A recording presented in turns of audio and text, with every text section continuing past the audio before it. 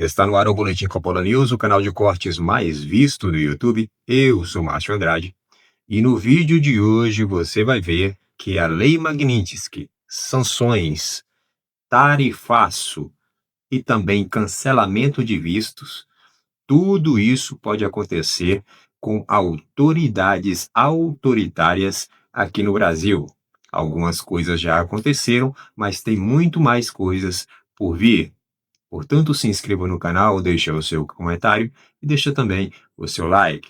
Se liga aí. Só alguns apontamentos. O senhor falou da anistia geral e restrita. Os torturadores da ditadura também foram beneficiados além da esquerda. Segundo ponto, a decisão do ministro Alexandre de Moraes foi referendada pela primeira turma. Então não foi apenas ele que tomou a decisão. Ou seja, você concorda comigo então, Uribe, que... Eu não concordo, eu sou jornalista, estou fazendo uma pergunta.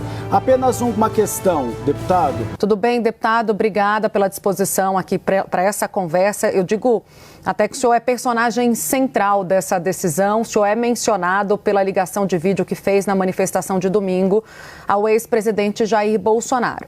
Ele não falou nada, mas Alexandre de Moraes entendeu que essa ligação, assim como a publicação do senador Flávio Bolsonaro, serviram para impulsionar mensagens proferidas na tentativa de coagir o Supremo Tribunal Federal e, consequentemente, obstruir a justiça e com amplo conhecimento das medidas cautelares impostas. Diante dessa afirmação de Moraes e do que aconteceu posteriormente à decisão de uma prisão domiciliar, eu te pergunto se o senhor se sente responsável pelo que aconteceu. Boa tarde, Tainá. Boa tarde, Uribe. Boa tarde a quem está nos assistindo. A peça central da prisão do Jair Bolsonaro é Alexandre de Moraes. Não pode ser eu. Obviamente, uma decisão sem pé e sem cabeça, uma decisão onde abre brechas para se cometer uma falta e depois ser punido por algo que não faz nenhum sentido. Basicamente, ele viu as pessoas na manifestação, nem mesmo se comunicou, como não foi no caso do Rio de Janeiro, tanto em Belo Horizonte quanto em São Paulo, ele literalmente viu as pessoas. Então, essa citação aí, acredito que Alexandre de Moraes coloque o meu nome para poder dar relevância em uma decisão irrelevante que ele deu. Ou seja, a peça central de fato disso tudo é Alexandre de Moraes. E é interessante como as coisas mudam de foco, né? No mesmo dia que se deu aí grande repercussão a respeito da vaza-toga, de mensagens que foram vazadas pelo ex-assessor de ministro Alexandre de Moraes. Ou seja, uma baita de uma coincidência. Então, não, jamais seria responsável por uma pessoa ser presa por não ter dito nada. E se estão confessando de que ele foi preso somente por poder olhar as pessoas na manifestação, meus parabéns, vocês estão confessando que nós já não estamos em uma democracia. Apesar do senhor apontar que Alexandre de Moraes é o responsável, o senhor se arrepende de ter feito essa ligação para Jair Bolsonaro?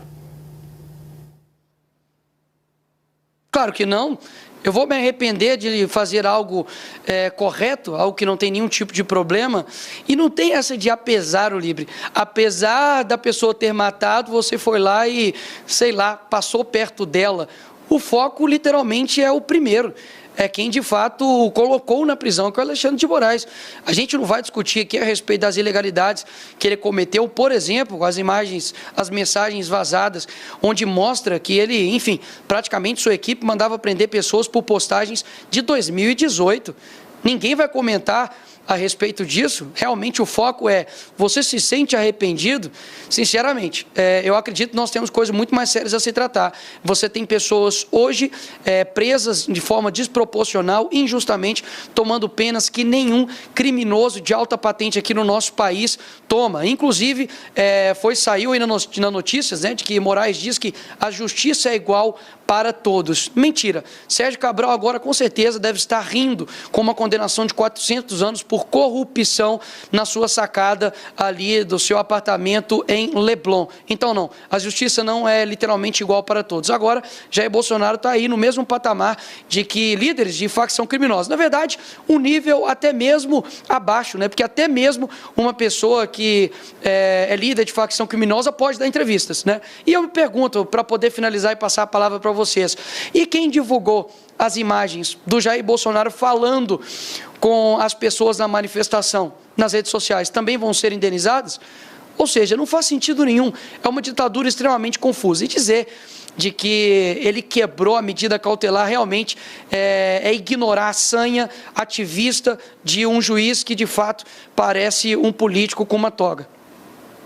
Deputado, eu queria saber como é que a política pensa essa estratégia jurídica ainda, a insistência que virá por parte dos advogados. Eles estão elaborando um recurso, basicamente para afirmar que Bolsonaro não descumpriu a medida cautelar imposta pelo ministro Alexandre de Moraes. Conversando mais cedo com aliados do ex-presidente, pessoas próximas também ao senhor, eles entendem que não há mais caminho jurídico para reverter essa decisão. O senhor concorda?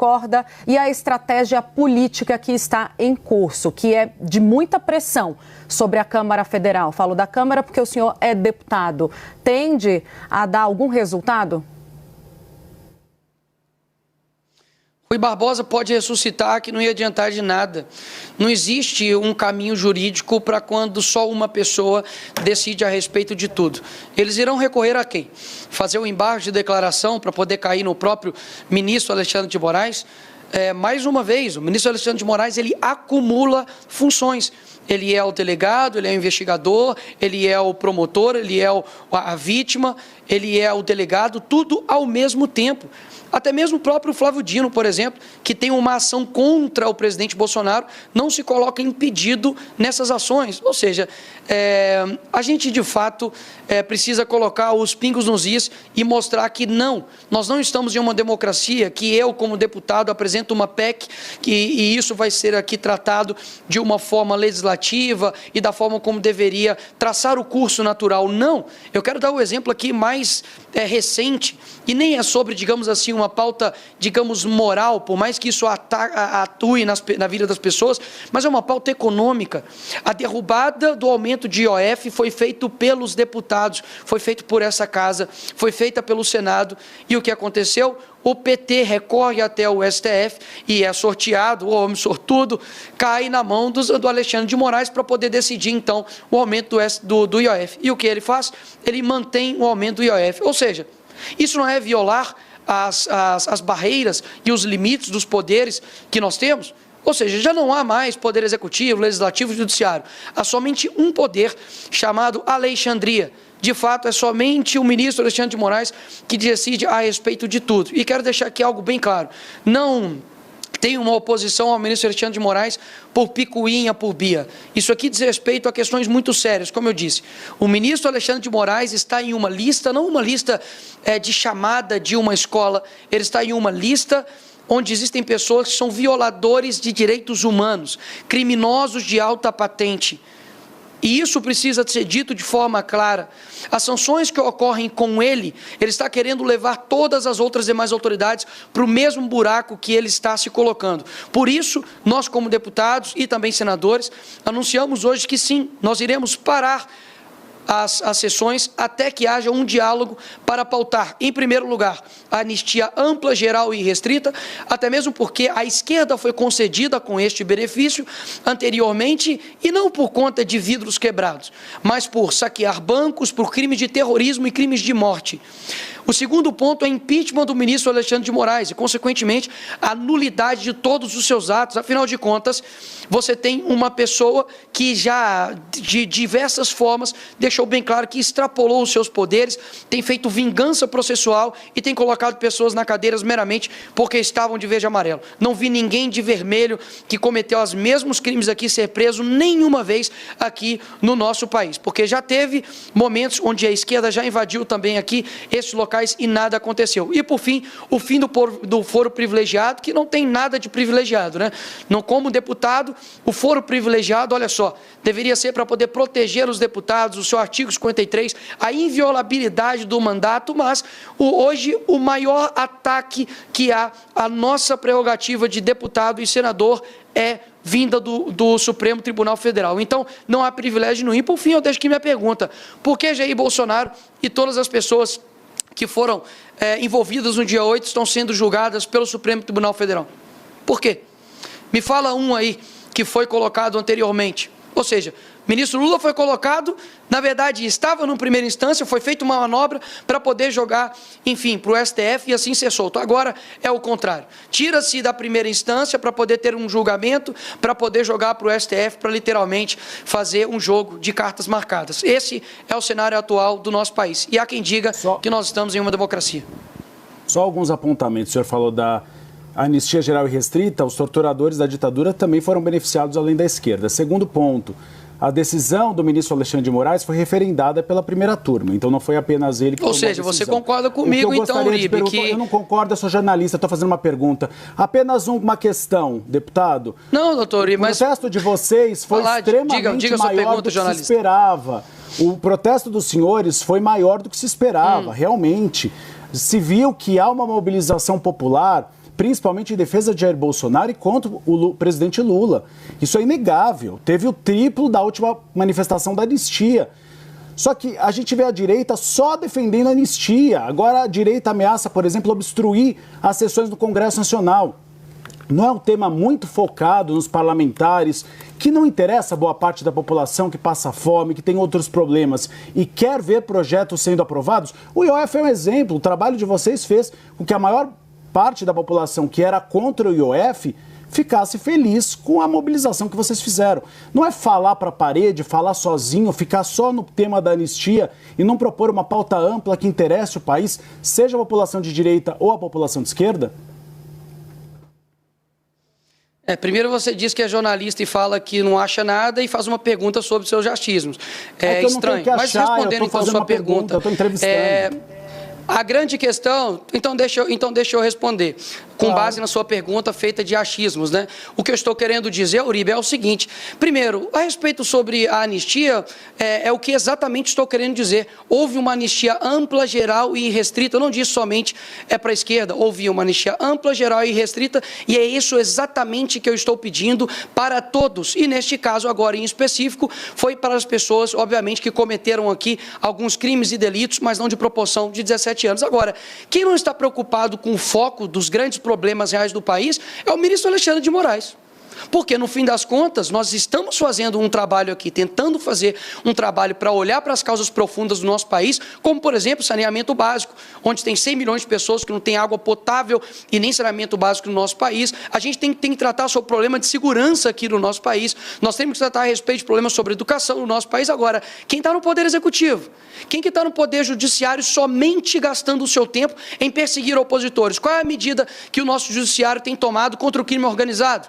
Qual que é a medida que o nosso Judiciário tem tomado contra tudo aquilo que você me perguntou e está dizendo sobre as causas profundas do nosso país? Agora, o que exatamente nós estamos querendo dizer é isso. Vamos dar um primeiro passo de pacificação no país. Agora, vamos lá. Um pai que é condenado a 17 anos, como o caso do Rubens, que foi condenado a 17 anos porque furtou uma bola assinada pelo Neymar aqui no Congresso, está distante da sua esposa, Norda, com um filho recém-nascido e com outro filho de 6 anos de idade. Isso não é uma causa profunda? É uma pergunta que eu faço. Você sanar injustiças feitas por um judiciário que colocou pessoas na cadeia por conta de um post em 2018 não é olhar para as causas profundas? A grande questão é que o brasileiro olha para todas essas questões genéricas e se apega a isso. Agora, as causas que realmente impactam o coração das pessoas, que é injustiça, que é de fato lutar pela verdade aqui nesse país, isso é deixado de lado. É o filho do outro, né? É o tio do outro, é a sobrinha do outro, é a avó do outro, né? Porque afinal de contas, uma pessoa de 71 anos foi colocada novamente na cadeia, retirada da prisão domiciliar, porque cometeu o grande crime da quebra de cautelar de ir para a fisioterapia. Isso é o ministro Alexandre de Moraes está fazendo. Então, assim, vamos parar de olhar. O foco está aqui em nós, o foco não está no ministro Alexandre de Moraes. Quem está sendo sancionado por uma lei que só está criminosa? Não sou eu. Nem é nenhum dos deputados aqui. Querem ajudar a pacificar o país? Comecem a dando o exemplo. Começando pelo ministro Alexandre de Moraes. Bom, o Brasil está passando por um momento muito delicado. As instituições, o Poder Legislativo, o Judiciário, o Executivo, estão completamente perdidos e estão completamente prejudicados, sem credibilidade. E tudo isso por conta de ações de pessoas da alta cúpula desses poderes. Pois bem, É, os três poderes, o poder legislativo, o judiciário e o executivo, eles tendem a estar harmônicos. Pelo menos é isso que diz a Constituição, deveria ser harmônicos, né? Deveria ter um equilíbrio entre os três poderes, cada um fiscalizando o outro, né? Na questão dos freios e contrapesos. A própria Constituição diz isso, porém, na prática não é assim que funciona. O que a gente vê hoje no Brasil é justamente um poder sobressaindo sobre o outro. Então, o que acontece? Isso necessariamente vai refletir lá na ponta, ou seja, no indivíduo, no povo, na sociedade. Tá? Mas, ao que parece, as ditas autoridades não estão nem aí para esse negócio, né? Não estão nem aí para as instituições que elas próprias pertencem, né? Então, a coisa está em uma tônica de projeto, na verdade, já vem de muito tempo, aquela coisa do projeto de poder, do poder pessoal, né? Todas as ações são em benefício próprio ou em benefício da minha ideologia política, da minha visão de mundo. Então, essas pessoas que estão nessas instituições, elas arrogam para si todo esse poder e traz essa tônica de visão de mundo para dentro da própria instituição, né? E, obviamente, quando isso acontece, aí há uma, uma corrupção própria, né? De corromper a própria instituição. Ou seja, o Brasil está em um patamar em que a alta cúpula que governa, que dirige o país, né? Ou seja, pessoal do Poder Executivo, começando pelo Presidente da República, né? Aí tem o pessoal do Judiciário, começando lá pelo STF. Aí tem o pessoal do Legislativo, começando lá pelo Senado, né? Tem o pessoal lá da Câmara, né? São os deputados e tudo mais, no Senado e senadores. Então, tudo isso já está muito, tem muito acúmulo de, de desonestidade, né, nessas instituições, né, por parte das pessoas que ocupam os cargos nessas instituições. Então, abre-se aí uma questão diplomática, né? O Brasil está passando por essa questão diplomática agora, nesse momento, por conta de ações justamente dessas autoridades, né? E aí eu falo dos três poderes, né?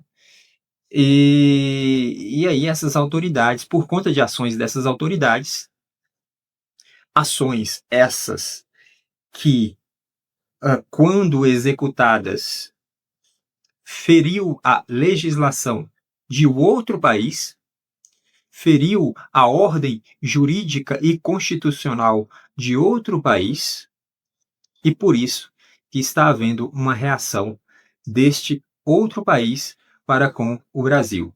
E esse outro país é os Estados Unidos da América. Logo, a maior potência do mundo. Pois bem, os Estados Unidos estão aí penalizando o Brasil com tarifas, né? Muito provavelmente vai vir mais sanções e mais tarifaço por aí, porque o Trump não vai parar. E aí o povo brasileiro fica nessa, né? O povo brasileiro fica nessa é, de um país sem norte, né? Você olha para o país está em frangalhos. Você olha para a economia não funciona. Você olha para a segurança não funciona. Você olha para a saúde, pior ainda. Né? Você olha para quem conduz a nação, você não vê exemplo nenhum. Você olha para o poder judiciário, que é que devia guardar por tudo a justiça no país, você não vê exemplo nenhum, pelo contrário. Então, meus amigos, a coisa está feia, muito feia. Portanto, o que temos é algo histórico acontecendo, né? Porque nunca houve sanções assim nesse nível e vai vir mais sanções por aí, vai vir muito provavelmente Lei Magnitsky para o pessoal do judiciário e para, enfim, para muitos outros aí. E isso é inédito, né? Isso nunca aconteceu assim. E ao que parece, a coisa está se enveredando aí para algo muito grande aí de penalização em relação aos Estados Unidos para com o Brasil. É isso. Essa é a situação em que o Brasil se encontra, essa é a situação em que a população brasileira, a sociedade do Brasil, a nação brasileira se encontra. Por esse vídeo é isso, se inscreva no canal, deixe o seu comentário e deixe também o seu like. Até breve.